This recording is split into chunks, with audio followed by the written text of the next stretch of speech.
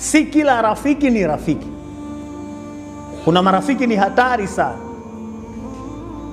Kuna marafiki ni wanafiki na wameuficha unafiki wao kwenye vifua vyao.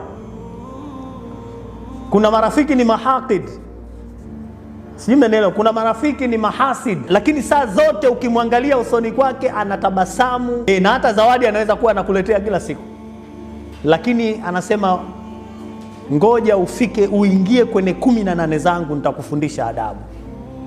Anakusubiri tu sehemu, bado anasubiri fursa yake atakapoipata.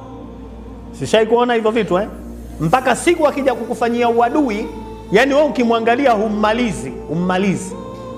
Sema ndio huyu kweli? Ndio huyu tulikuwa tunatoka naye tunakwenda kula naye sehemu, tunakunywa chai ya saa 4 pamoja? Ndio huyu? Ndio huyu aliyokuwa hapo nikiwa na shida shilingi 10,000, 15,000 ananipa? Umeelewa vizuri? Unajiuliza maswali 100.